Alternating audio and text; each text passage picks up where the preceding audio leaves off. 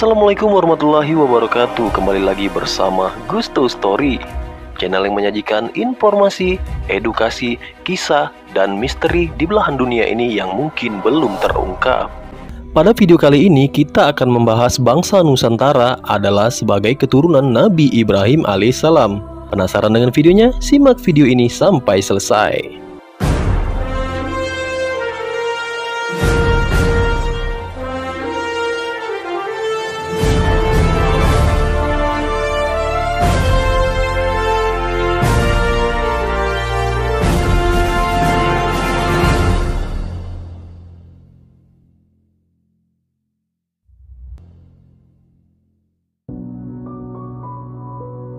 Sesungguhnya Allah tidak merubah keadaan suatu kaum, sehingga mereka merubah keadaan yang ada pada diri mereka sendiri. Dan apabila Allah menghendaki keburukan terhadap suatu kaum, maka tak ada yang dapat menolaknya. Dan sekali-kali tak ada pelindung bagi mereka selain Dia. Quran Surat Ar-Ra'd ayat 11. Berawal dari kisah Qabil dan Habil yang merupakan keturunan langsung dari Nabi Adam alaihissalam, maka proses penyebaran penduduk bumi ini yang disebut sebagai khalifah telah melalui proses yang sangat panjang sekali. Quran Surat Al-Maidah ayat 27. Tetapi dari cerita di atas ternyata ada sebuah kisah dan hikmah yang nyaris tidak pernah dipublikasikan kepada umum, dikarenakan sumbernya yang masih berdasarkan cerita turun-temurun dari nenek moyangnya.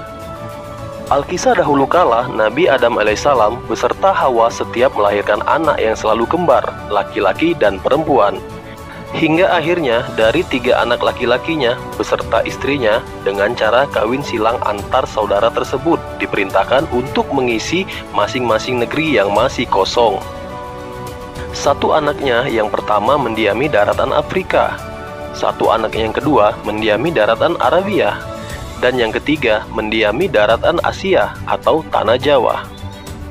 Dalam kisah tersebut diceritakan bahwa di antara anaknya yang paling cerdas itu tiada lain bernama Nabi Sis alaihissalam, ditunjuk untuk menempati daerah yang disebut sebagai Tanah Jawi. Beliau inilah yang merupakan cikal bakal nenek moyang kita yang diturunkan di Tanah Jawa ini. Sebagai seorang nabi, beliau selalu mengemban tugas untuk saling memperingatkan kaumnya satu dengan yang lainnya, untuk saling berbagi rezeki dan mempersembahkan kurbannya, hanya untuk Allah Subhanahu wa Ta'ala, sebagai tanda wujud syukur atas ketakwaannya sebagai pemimpin di Tanah Jawa ini. Selain itu, sifatnya Nabi Sis alaihissalam yang lembut, sopan santun, dan berilmu tinggi, serta diberikan kecerdasan yang sangat luar biasa oleh Allah Subhanahu wa Ta'ala, menjadikan beliau ini selalu menghasilkan hal-hal yang bersifat baru dan berteknologi yang sangat tinggi dan akurat untuk kurun waktu dan masa saat itu. Hal ini ditandai dengan penemuannya tentang caranya bercocok tanam yang baik, dengan memperhatikan musim yang berdasarkan pada perhitungan bintang atau falak, pembuatan tempat persembahan berbentuk piramida untuk Tuhannya, baik berupa binatang maupun hasil bumi, maupun bagaimana memproses tanah atau logam menjadi sebuah benda yang dapat dipergunakan untuk keperluan hidup sehari-hari atau nujum. Itulah keistimewaan Nabi Sis alaihissalam dengan kelemah lembutannya, kepekaan sosialnya yang tinggi, serta kecerdasannya yang luar biasa. Akhirnya, sama penduduknya digambarkan sebagai seorang semar. Kata ini diambil dari kata samiri yang artinya samar-samar atau kasat mata, karena beliau sehari-hari laku atau kerjanya hanya beribadah kepada Tuhannya. Tiada laku hidupnya hanya untuk dipersembahkan kepada Tuhannya saja, tidak lebih.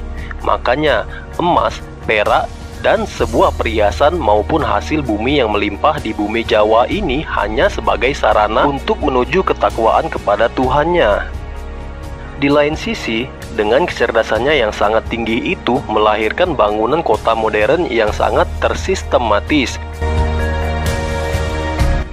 dengan desa-desa beserta irigasinya yang tertata rapi, serta tata kota pemerintahan berada di pusatnya atau epicentrum.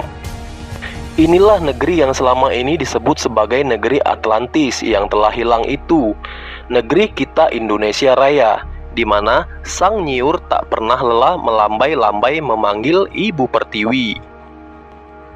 Negeri peradaban dunia yang banyak dicari orang selama ini.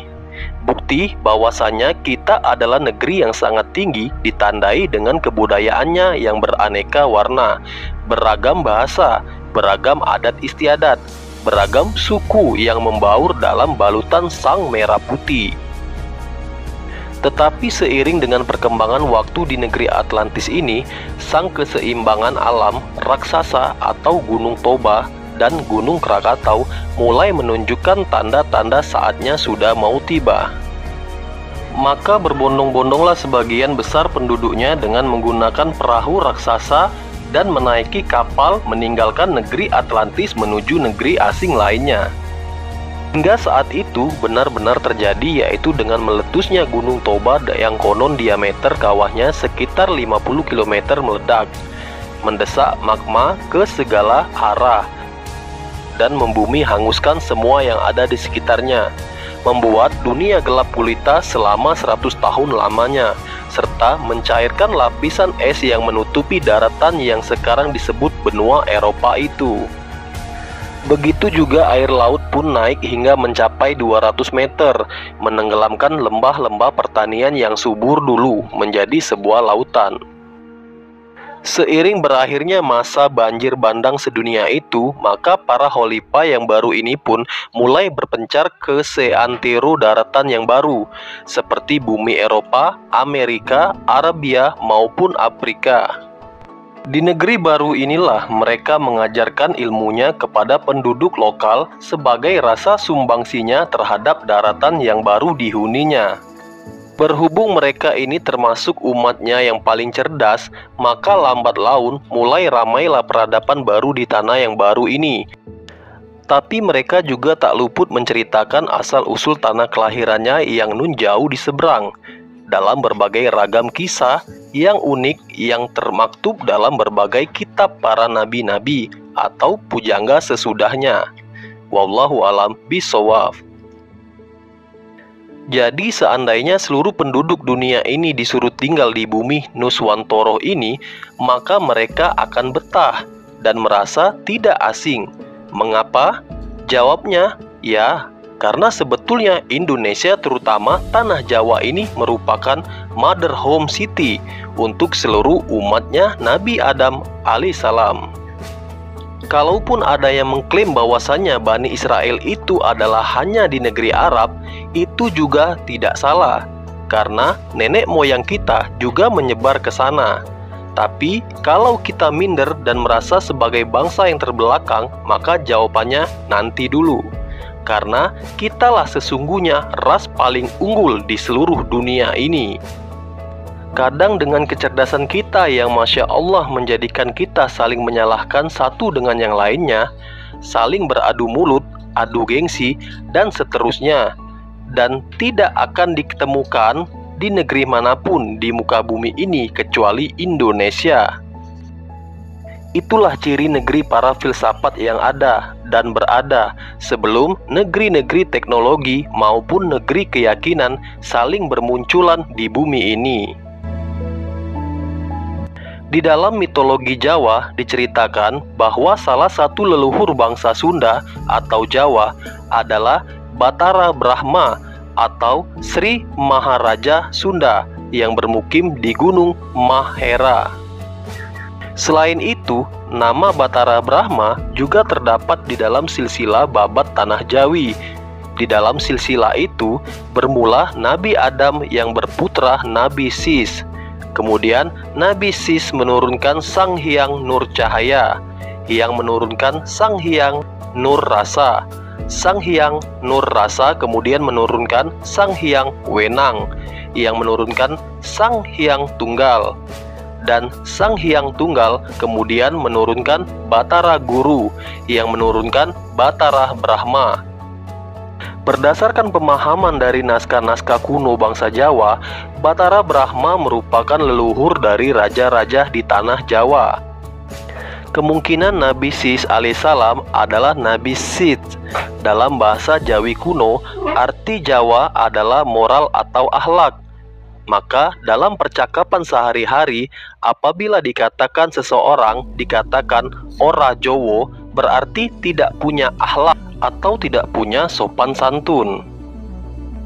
Menurut mitologi Jawa yang telah menjadi cerita turun-temurun, bahwa asal-usul bangsa Jawa adalah keturunan Brahma dan Dewi Saraswati, di mana salah satu keturunannya yang sangat terkenal di kalangan guru Hindustan atau India dan guru Buddha atau Cina adalah Betara Guru yang mengajarkan ilmu kejawen. Sejatinya ilmu kejawen adalah ilmu akhlak yang diajarkan Nabi Ibrahim alaihissalam yang disebut dalam Al-Quran Millatu Ibrahim, dan disempurnakan oleh Nabi Muhammad SAW dalam wujud Al-Quran dengan bahasa asli atau Arab. Dengan pernyataannya, tidaklah aku diutus kecuali menyempurnakan akhlak. Dalam buku kisah perjalanan guru Hindustan di India maupun guru Buddha di Cina, mereka menyatakan sama-sama belajar ilmu kejawen kepada guru Jana Badra dan mengembangkan ilmu kejawen ini dengan nama sesuai dengan asal mereka masing-masing. Di India, mereka namakan ajaran Hindu, di Cina, mereka namakan ajaran Buddha, dan di Timur Tengah, Islam, dalam sebuah riset terhadap kitab suci Hindu, Buddha, Injil, dan Al-Quran. Ternyata tokoh Brahma sebenarnya adalah Nabi Ibrahim, sedang Dewi Saraswati adalah Dewi Sarah yang menurunkan bangsa-bangsa selain Arab, sedangkan dalam bahasa Ibrani, Abraham. Mitos Brahma sebagai leluhur bangsa-bangsa di Nusantara boleh jadi merupakan peristiwa sejarah, yakni mengenai kedatangan Nabi Ibrahim untuk berdakwah, di mana kemudian beliau beristri Siti Kantura atau Ketura, yang kelak akan menjadi leluhur Bani Jawi atau Melayu Detro. Dan kita telah sama fahami bahwa Nabi Ibrahim berasal dari bangsa Ibria. Kata Ibria berasal dari Ain, Ba, Ro, atau Abara yang berarti menyeberang. Nama Ibrahim, Alif, Ba, Ro, Ha, Ya, Mim merupakan asal dari nama Brahma, Ba, Ra, Ha, Mim. Jadikan semua perbedaan yang ada ini sebagai satu kekuatan nasional yang dahsyat untuk membangun jati diri bangsa ini, menggapai mercusuar dunia yang tidak lama lagi ada di hadapan kita. Ingatlah wahai kaum Bani Jawi, dulu kamu pernah jaya, kini ibumu Keturah telah memanggilmu. Baiklah, aku mengalah. Dengarkan lagi ceritaku, sekedar usaha menyadarkan. Wahai Bani Jawi, carilah tentang siapa dirimu, dari mana kamu berasal. Ini semua aku lakukan agar kamu teringat kembali akan asal-usulmu. Aku menangis meraung-raung melihat kamu tertidur bagaikan mayat. Ya, bagaikan mayat berjalan. Bangunlah dari tidurmu. Jika kamu bangun, aku pasti percaya kamu akan ingat, akan hirup, dan ngahuripkeun tali Allah. Itulah keadaanmu dulu mengemban amanah leluhur kita Nabi Ibrahim alaihissalam. Itulah janjimu, hidup di dunia ini. Jika keadaanmu telah hidup, kamu akan seperti nama ibumu, Keturah, yang selalu harum mewangi selamanya.